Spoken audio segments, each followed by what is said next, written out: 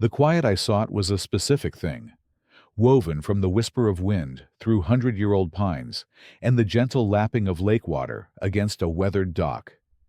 It was a silence measured not in decibels, but in the absence of human malice.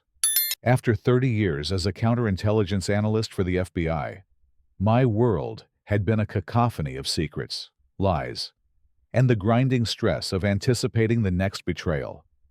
I hadn't carried a gun in the field for the last decade of my career. My battles were fought in soundproof rooms, parsing wiretap transcripts, and hunting for ghosts in the digital ether. It was a life that frayed the soul. When I retired, I didn't just want a change of scenery. I wanted a complete system reboot. The lake cabin was my sanctuary.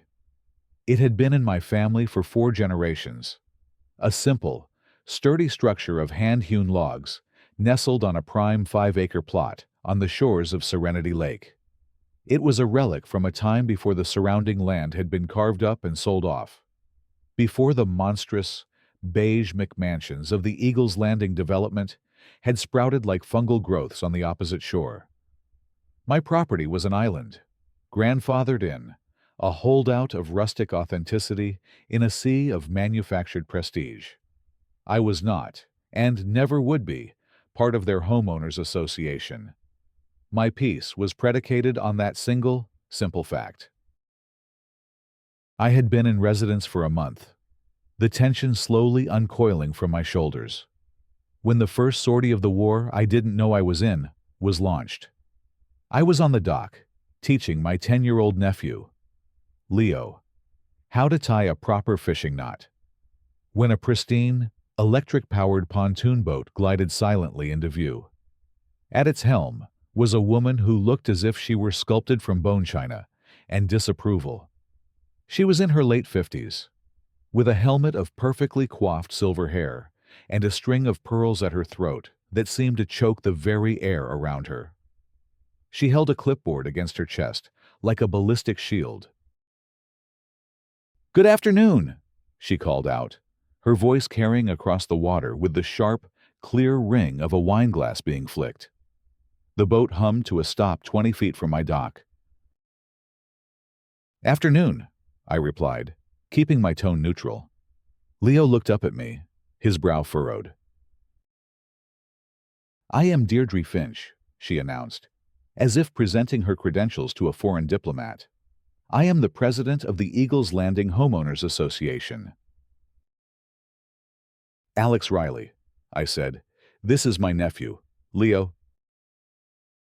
Her eyes, the color of a winter sky, swept over my cabin, lingering on the weathered, unpainted log walls and the old stone chimney. A look of profound distaste tightened the corners of her mouth. "Mr. Riley," she began, "I am here to deliver a courtesy notice regarding your property's non-compliance." "Non-compliance with what?" I asked, already feeling a familiar, weary dread. "This property isn't part of your HOA.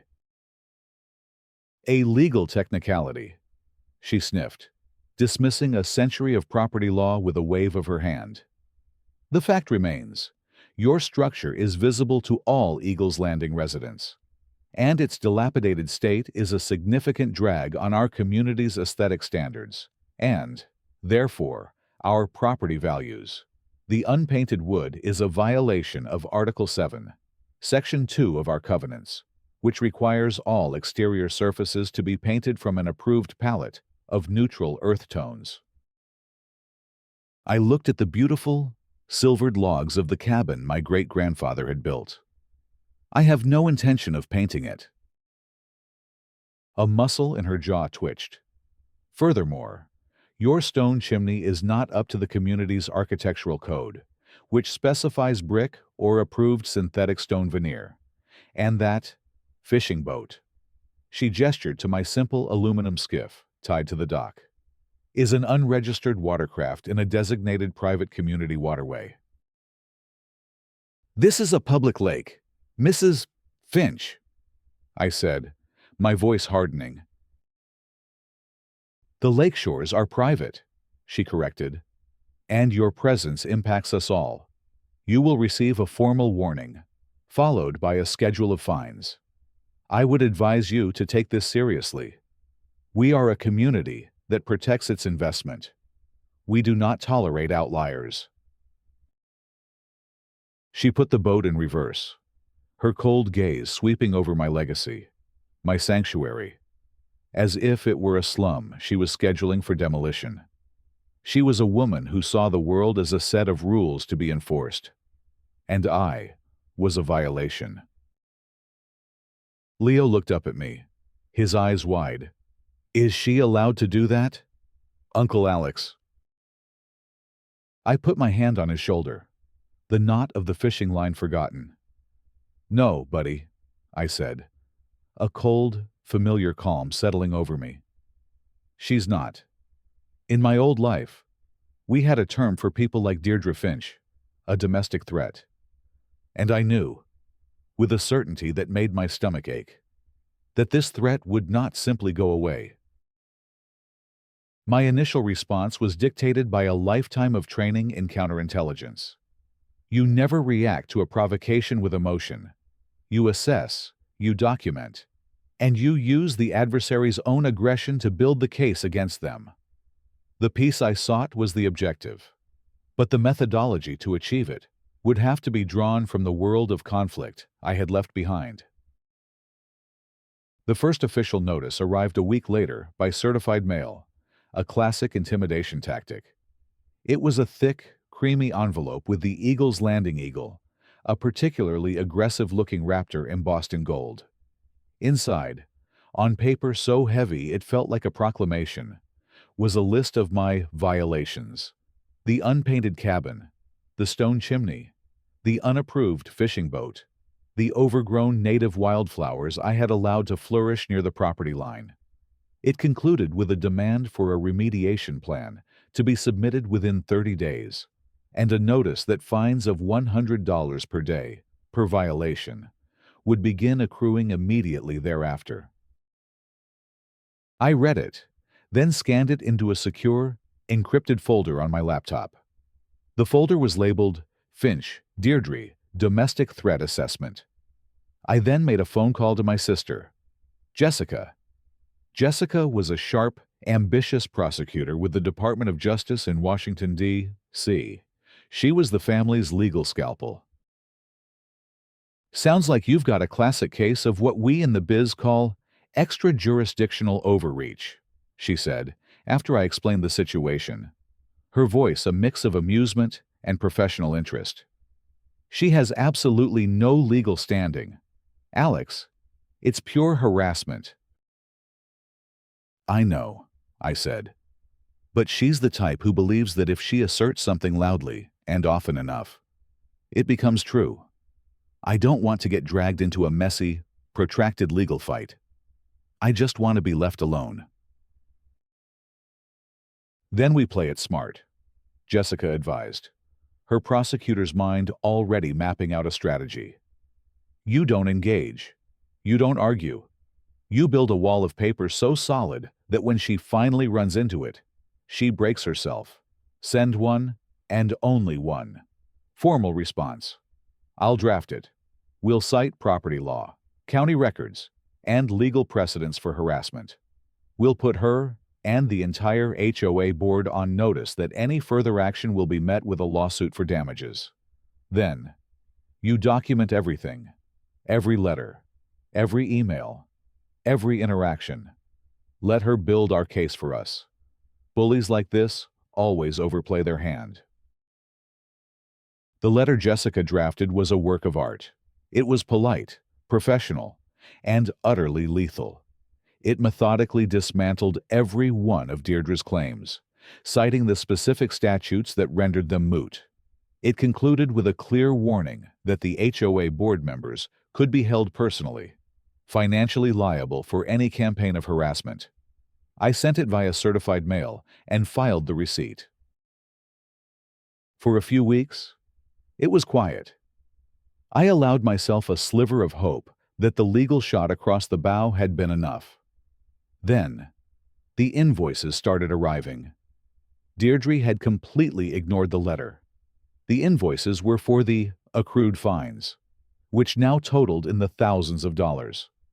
They were professionally printed, with threatening red, past due stamps on them.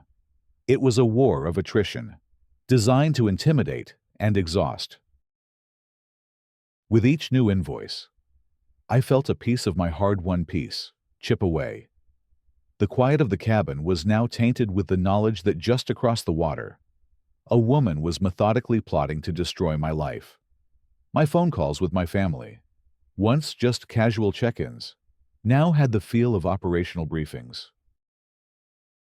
She's trying to establish a paper trail to justify escalation. My father, Michael, said during one call. He was retired now, but he had been a deputy director at the FBI, a man who had seen this kind of psychological warfare play out on a global scale. She's creating a narrative of you as an uncooperative deadbeat, so that when she makes her next move, her community will back her. "What's the next move, Dad?" I asked. "It'll get physical," he said, his voice grim. "It'll be deniable at first. Small things. Vandalism. She's testing your responses, looking for a weakness." He was right. I was being pulled back in. My quiet retirement was becoming a field operation. I had spent my life analyzing threats, and now the threat was living just across the lake, and she was just getting started. My father's prediction came true, with a depressing, almost textbook precision. The shift from paper threats to physical harassment began subtly, with deniable acts designed to feel like accidents or random misfortune, all aimed at eroding my sense of security. It started with my dock. I went down one morning to find the thick ropes mooring my skiff had been expertly sliced through, not frayed by wear, but cut cleanly with a sharp blade. The boat was adrift in the small cove, saved from being carried out into the wider lake only by a lucky change in the wind. The violation was infuriating. My boat was my primary tool for enjoying the peace I had come here to find. I felt a hot flash of anger, the old instinct to retaliate rising in my throat. I pictured Deirdre's pristine pontoon boat and imagined, in vivid detail, what a small, well-placed drill bit could do to its inflatable pontoons. I took a deep, shuddering breath and forced the thought away. That was the old me. That was the path of mutually assured destruction. The new me, the man seeking peace, would respond with fortification, not retaliation. I retrieved the boat, photographed the severed ropes for my file, and then drove into town. I didn't buy new ropes. I bought 20 feet of heavy gauge, galvanized steel chain, and 2 case-hardened padlocks.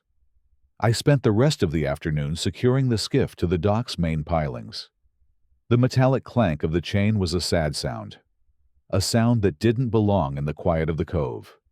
It was the sound of a sanctuary turning into a fortress. A week later, all 4 of my private property, no trespassing signs were ripped from their posts and thrown into the woods. I found them, bent and twisted, during my morning walk of the property line. It was another petty act, designed to blur the boundaries, to create ambiguity where there was none. I documented the damage, then went back to the hardware store. This time, I bought steel posts and a bag of concrete. I spent the next day digging new holes, setting the posts in concrete, and bolting the signs firmly in place. Each shovelful of dirt felt like digging a trench. The final act in this phase of her campaign was the most invasive. I was in my cabin one evening, reading, when I heard a faint, high-pitched whine from outside. It was a sound I recognized instantly. A drone. I went to the window and saw it. A dark shape with small blinking lights, hovering over my cabin, well within my property line. It was a brazen act of surveillance. My hands clenched into fists. My training screamed at me to neutralize the threat. But I was a private citizen in his home. The rules of engagement were different. So, I did the next best thing. I went into my workshop and retrieved a piece of equipment from a locked case in the corner. It was a high-powered, directional RF jammer, a souvenir from a past life that was technically very illegal for a civilian to own. I powered it on, aimed it at the drone, and squeezed the trigger. The drone's motors instantly cut out. It wobbled, then dropped out of the sky like a stone, crashing into the thick woods at the edge of my property. The next morning, I followed the trail of broken branches and found the wrecked quadcopter. I disassembled it, retrieved the memory card, and just as I had expected, it was filled with high-resolution video of my property, my cabin, my workshop. She was conducting reconnaissance. I copied the video files, logged them as evidence, and then I made a call to my brother, David. David was the family's man of action, a senior field agent with the DEA who had spent his career kicking in doors from Miami to Bogota. "She's flying drones over your house," he said, a note of disbelief in his voice. "Alex, this woman is escalating in a big way. This isn't just a crazy neighbor anymore. This is starting to look like a prelude to a more direct, physical action. Are you sure you don't want me to come up there and have a conversation with her?" "No," I said firmly. "We do this by the book, my book, but I am upgrading my security. I need to be able to see them coming, day or night." "Good," David said. "Layered defenses, early warning systems. Treat your property like a forward operating base, because right now, that's what it is. And Alex, watch your back. People this obsessed, when they feel like they're losing, they can get dangerous." His words echoed in my head as I spent the next weekend installing a state-of-the-art, covert security system. I wasn't just putting up cameras. I was setting up a network of motion sensors, thermal imagers, and seismic detectors along my property line. My quiet retreat was now a hard target. The peace I had come for felt further away than ever. I was no longer a retiree enjoying his cabin. I was a man fortifying a position, waiting for the next attack. Having failed to breach my physical or psychological defenses, Deirdre Finch shifted her offensive to the court of public opinion. Her strategy was to isolate me, to paint me as a dangerous outsider, and to build a narrative that would justify her increasingly unhinged actions to the residents of her little kingdom. The Eagles Landing Facebook group became her personal Pravda, a platform for a campaign of systematic slander. I gained access to the private group through my cousin, Maria, a forensic accountant for the Treasury Department who could, as she put it, find a digital key to any lock. The things I read there turned my stomach. Deirdre was a masterful manipulator, carefully crafting a persona for me out of half-truths and outright fabrications. "A note on community safety," she posted, her tone one of grave concern. "Many residents have expressed unease about the reclusive individual on the adjacent property. His refusal to engage with the community is unsettling. Please, for your own safety, do not approach his property and report any unusual activity to the HOA board immediately." The comments were a sickening display of suburban paranoia. "Thank you for the warning, Deirdre. I always get a creepy feeling when I walk past that old cabin. I heard he has a lot of strange equipment in his workshop. What's he building in there?" She then began to invent encounters. "I attempted to have a friendly, neighborly chat with Mr. Riley today," she wrote, and was met with a level of hostility that was, frankly, shocking. He was cold, dismissive, and made it clear he was not welcome to community outreach. It's a sad day when new residents bring such negativity to our peaceful enclave. My friendly, neighborly chat had been her screaming at me from her pontoon boat. The effect of her campaign was insidious and immediate. The few neighbors who had previously offered a polite nod as they passed on the lake now steered their boats to the far shore, avoiding my cove entirely. The local marina, where I bought my gas and bait, suddenly became less friendly. The owner short and curt with me. She was successfully poisoning the well, turning me into a bogeyman. The most infuriating part was her co-opting of the drone incident. As many of you know, a resident's expensive drone recently malfunctioned and crashed near the adjacent property. She posted, "When the resident politely inquired about retrieving it, he was met with a threatening denial. The drone has not been returned. This is, in effect, an act of theft. It is clear we are dealing with an individual who has no respect for other people's property." I was reading this, my knuckles white as I gripped my phone, when my father called. I vented my frustration, the injustice of it all boiling over. "It's a classic smear campaign, son," he said, his voice the calm, steady anchor it had always been. "She's trying to provoke you into an emotional reaction. She wants you to get angry, to lash out. That's the trap. You lose your cool, you storm over there, you yell at her, and then she has a real reason to call the sheriff. Then her narrative becomes true. You become the unstable man she's been telling everyone you are." "So what do I do, Dad?" I asked, the helplessness in my voice infuriating me. "I just sit here and let her destroy my reputation with lies." "No," he said. "You do what we've always done. You let the adversary talk. You let them create a record of their own lies. You are collecting intelligence. Alex, every false statement she makes, every slanderous post, is a piece of evidence. You save it. You document it. You build the profile.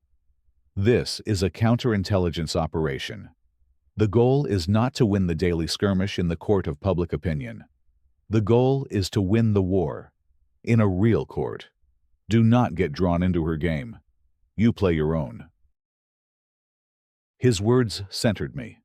He was right. I was letting her define the battlefield. I had been trained to operate in the shadows, to be patient, to wait for the perfect moment to strike. This was no different. I took screenshots of every post, every comment, every lie. I saved them, cataloged them, and added them to the ever-thickening file. I also made another call, this one to my Uncle Robert. Uncle Robert was a senior inspector with the U.S. Marshal Service, specializing in asset forfeiture. He was the family's bloodhound. "Uncle Robert," I said, "I need some opposition research. A woman named Deirdre Finch.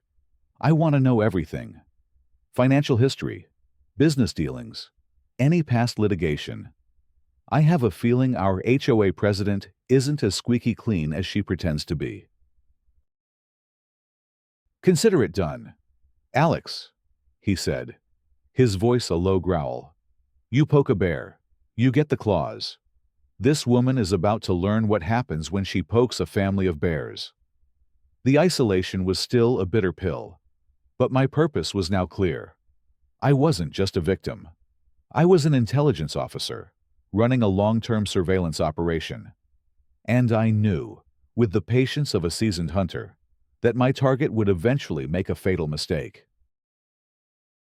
Deirdre's next move was to weaponize the very authorities she had been slandering me to. Frustrated by my refusal to engage, and emboldened by the support of her online echo chamber, she began a campaign of official, baseless complaints, attempting to use the county's resources as her personal army.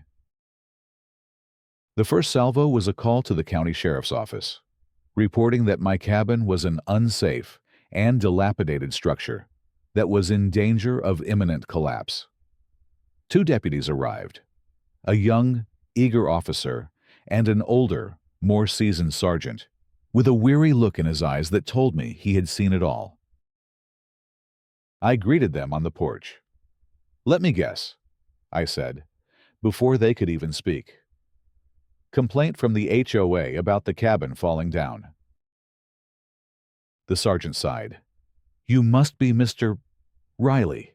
"Yeah, that's about the size of it." Dispatch said the complainant was very insistent. "Mind if we take a look around?" "Be my guest," I said. I led them through the cabin, which, while old, was as solid as the day it was built. I pointed out the new support beams I had sistered onto the original joists, the modern wiring I had professionally installed, the new foundation footings I had poured myself. "This place is built like a fortress, sir," the young deputy said, clearly impressed. "My great-grandfather was a believer in over-engineering," I replied.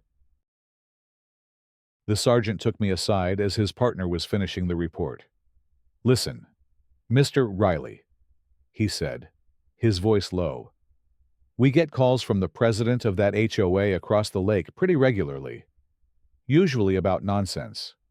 A car parked 3 inches too far from the curb. That kind of thing. This is the first time she's tried to pull us into a dispute with a non-member. You building a case for harassment." I nodded, documenting everything. "Good," he said, giving me a firm nod of his own. "You ever need a witness to establish a pattern, you call me. We're getting pretty tired of having our time wasted." I saved his business card and a copy of the official, unfounded report. The next attack came from the County Environmental Health Department. The complaint was that my septic system, which was original to the 1940s cabin, was failing and leaking raw sewage into the lake. This was a more serious accusation, one designed to cause real legal and financial trouble. 2 inspectors arrived, their faces grim. They were prepared for a nasty situation. Instead, I presented them with a thick binder. "Gentlemen," I said, "the first thing I did when I retired here was replace the entire septic system. What you have in that binder are the architectural plans, the county permits, the soil percolation test results, and the final inspection certificate for a brand new, state-of-the-art septic field. All completed 6 months ago." They spent the next hour reviewing the documents and inspecting the site. They were professional, but their initial hostility slowly melted away, replaced by a kind of grudging respect. "Mr. Riley," the lead inspector said as they were leaving, "this is one of the most robust residential systems I've ever seen. You could service a small hotel with this. The complaint was completely without merit. I am so sorry to have taken up your day." "I understand," I said. "You have to do your job." After they left, I felt a slow, cold anger building. This was escalating beyond simple harassment. Filing a false report about a failing septic system wasn't just petty, it was malicious. It was an attempt to entangle me in a costly and reputation-damaging bureaucratic nightmare. That evening, the report from my Uncle Robert arrived. It was a full financial and personal workup on Deirdre Finch. It turned out she and her husband were heavily in debt, their lavish lifestyle funded by a series of high-interest loans and a second mortgage on their McMansion. The HOA presidency, with its control over the community's substantial budget, was not just a source of power for her. It was a potential financial lifeline. "Alex," Robert said when I called to thank him, "this woman's finances are a house of cards. Be careful. People who are financially desperate do desperate things." His words were a chilling premonition. I knew Deirdre was running out of legitimate avenues of attack. The local authorities now viewed her as a crank. Her slander campaign hadn't driven me out. Her petty vandalism had only resulted in my property becoming more secure. And I knew, with the cold certainty of a profiler, that a desperate, cornered narcissist like Deirdre Finch was about to make her final, most dangerous move. The final threat was a declaration of total war. Deirdre Finch, having exhausted all other avenues, made a move of such breathtaking arrogance and illegality that it served as the perfect, self-inflicted coup de grace. She decided to use the full, albeit imaginary, power of her HOA to condemn and demolish my family's legacy. It arrived, like all her other paper-based attacks, via certified mail. But this was no mere fine or warning. It was a thick, legal-sized envelope containing a document bound in a blue legal cover. It was from the HOA's law firm, a notoriously aggressive local outfit known for bullying tactics. The document was titled Final Notice of Nuisance Abatement and Demolition Order. I read it standing in my kitchen, the afternoon sun streaming through the window, the quiet of the cabin suddenly feeling fragile, as if the paper in my hands was radiating a cold, dark energy. The letter was a masterpiece of legal fiction. It claimed that, due to my persistent and flagrant refusal to comply with community standards and my failure to remediate numerous safety violations which had been repeatedly dismissed as unfounded by county officials, the Eagles Landing HOA Board had held an emergency session. In this session, they had voted unanimously to declare my cabin a condemned structure and a public nuisance. The letter went on to state that due to my failure to pay accrued fines, the HOA was placing a lien on my property, and that, under a twisted interpretation of a state public nuisance law, they were exercising their right to abate the nuisance. The abatement, it specified, would be the complete demolition of the cabin and all outbuildings. The cost of this demolition, they generously informed me, would be added to the lien against my property. I had 30 days to pay over $10,000 in fraudulent fines and submit to their authority, or they would bulldoze my home. I sat down at the table, the letter spread out before me, and I felt something shift inside me. For months, I had been patient. I had been the analyst, the observer, the man gathering intelligence. I had endured the slander, repaired the damage, and calmly refuted her lies. But this was different. This was not an attack on me. This was an attack on my great-grandfather, who had laid the foundation logs with his own hands. It was an attack on my father, who had taught me to fish on the dock. It was an attack on my nephew, Leo, and the memories we were building. It was an attack on the very soul of my family. The quiet, retired man I had been trying to nurture was gone. In his place was the cold, focused fury of a man whose entire family had dedicated their lives to one thing, upholding the law and bringing those who break it to justice. Deirdre Finch had just signed her own indictment. I picked up the phone and convened a conference call. It was time to activate the family. My father, Michael, was the first to speak after I explained the situation. She's moved from harassment to conspiracy to commit a felony. Alex, destruction of property, mail fraud, wire fraud. This is federal. The legal framework is solid. My sister Jessica, the prosecutor, added, "We can build a RICO case. The HOA is the criminal enterprise.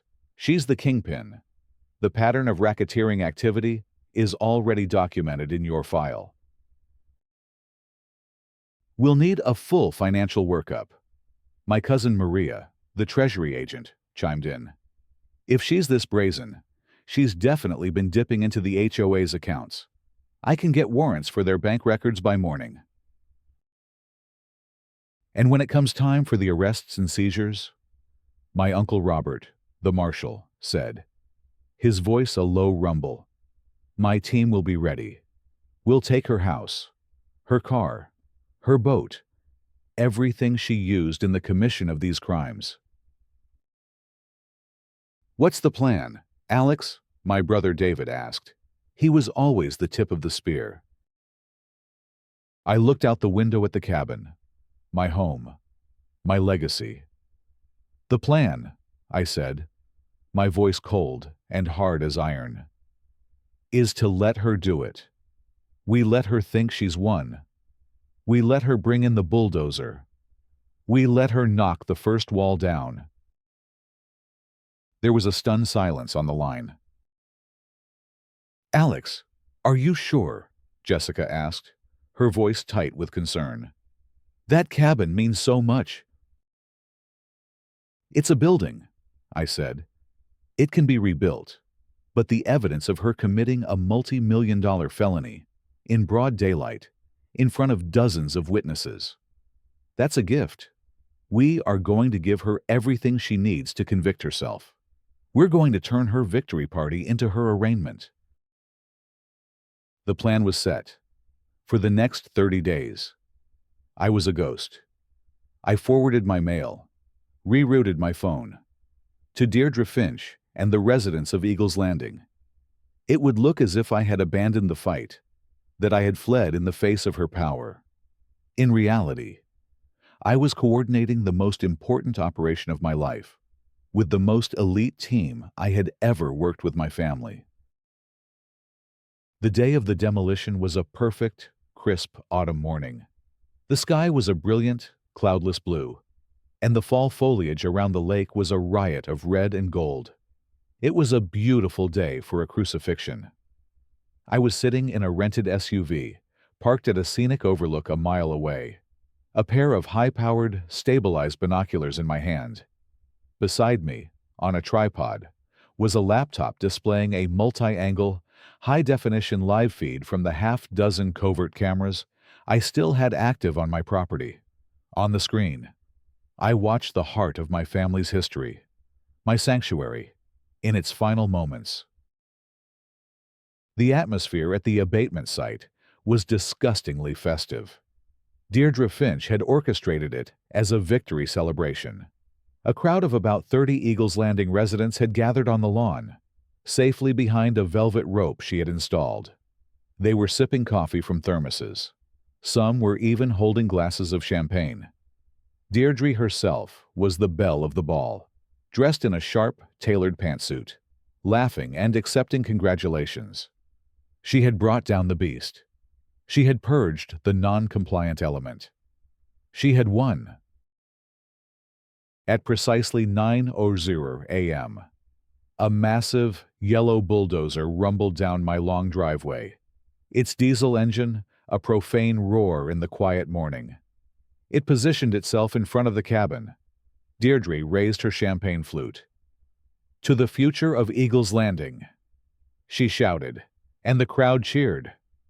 A future of beauty, compliance, and ever-increasing property values. She gave a regal nod to the bulldozer operator. The machine roared to life, its massive steel blade rising. I took a deep breath, my knuckles white as I gripped the binoculars. This was it. The overt act. The bulldozer lurched forward. The blade smashed into the corner of the porch my grandfather had built, the old wood exploding into a shower of splinters. It pulled back, then surged forward again, this time into the main wall of the cabin. The sound of the impact, a sickening, grinding crunch, was so loud I could hear it from a mile away. The log walls, which had stood for nearly a century, splintered and collapsed inward. On my laptop screen, I watched Deirdre's face. It was a mask of pure, ecstatic triumph. Her eyes were alight with a feverish glee. In that moment, she was no longer just a petty tyrant. She was a monster, reveling in destruction. I watched for another 5 minutes as the bulldozer methodically reduced my family's history to a pile of rubble. It was the hardest thing I had ever had to watch. But I did not flinch. I let my own heartbreak fuel a cold, clean rage. Then, I picked up a secure satellite phone. "All units," I said, my voice perfectly calm. "Execute." The response was immediate. From the main road, a convoy of black, government-plated SUVs and sedans turned onto my driveway, their tires churning up the gravel. They moved with a speed and precision that was utterly alien to this quiet, suburban world. They fanned out, surrounding the demolition site in a perfect, closing ring. The festive atmosphere on the lawn evaporated, replaced by a stunned, fearful silence. The bulldozer operator, seeing the fleet of official vehicles, killed the engine. Doors opened, and about a dozen people emerged. They were my family, and they were all wearing jackets with the insignias of their respective agencies, emblazoned in gold letters: FBI, DOJ, U.S. Marshals, Treasury. My father, Michael, his silver hair immaculate, walked with an unhurried, authoritative grace directly toward the horrified Deirdre Finch. "Mrs. Finch," he said, his voice calm, but carrying the weight of a lifetime of command. "My name is Michael Riley. I believe you've been harassing my son." At the same time, my sister Jessica, looking every bit the formidable federal prosecutor, stepped forward and handed Deirdre a thick legal document. "Deirdre Finch," she announced, her voice ringing out in the sudden, dead silence. "You are being served with a multi-count federal indictment for violations of the Racketeer, Influenced, and Corrupt Organizations Act, mail fraud, and wire fraud. I would advise you to remain silent." The color drained from Deirdre's face. The champagne flute slipped from her numb fingers and shattered on the ground. My brother David and 2 other agents were already talking to the terrified bulldozer operator, who was eagerly explaining that he had just been contracted by the HOA. My Uncle Robert, a grim, imposing figure, began walking through the crowd of residents, slapping bright orange "Notice of Federal Seizure" stickers on Deirdre's luxury SUV, the pontoon boat tied to her dock, and every other asset in sight. "These items have been identified as being used in the commission of a federal crime," he announced to the stunned onlookers. And my cousin Maria, the forensic accountant, approached the 2 other board members who had been standing beside Deirdre. "Gentlemen," she said, flashing her credentials, "the Treasury Department has just frozen all assets and accounts associated with the Eagles Landing HOA pending a full federal audit. We will need to see all of your financial records. Now." Deirdre Finch stood there, paralyzed, her face a mask of utter, uncomprehending horror. She stared at the circle of federal agents, at the indictment in her hand, at the ruins of my cabin. She had thought she was swatting a fly, and she had just discovered she had kicked a hornet's nest, and the entire nest had come for her. The war was over. Her world had just been demolished. The resolution was not a single, dramatic event, but a slow, methodical, and legally airtight dismantling of Deirdre Finch's life and the corrupt enterprise she had built. The federal indictment under the RICO Act was the key. Jessica successfully argued that Deirdre had used the Eagles Landing HOA as a criminal enterprise to systematically harass, intimidate, and defraud me, using the U.S. mail and internet for her threats, which made it a federal case. Maria's forensic audit uncovered years of financial mismanagement and embezzlement. Deirdre had been using HOA funds as her personal slush fund for everything from her lawyer's fees in her crusade against me to landscaping her own yard. Faced with a mountain of evidence and the testimony of her former board members, who all turned against her to save themselves, Deirdre took a plea deal. She was sentenced to 5 years in federal prison. My Uncle Robert and the Marshal Service seized nearly all of her personal assets: her house, her cars, her boat, her bank accounts as proceeds of a criminal enterprise. The funds were used to pay for the court-ordered restitution, the first payment of which was to me, for the full, appraised value of the destroyed cabin and for punitive damages. The Eagles Landing HOA was effectively dissolved under federal supervision.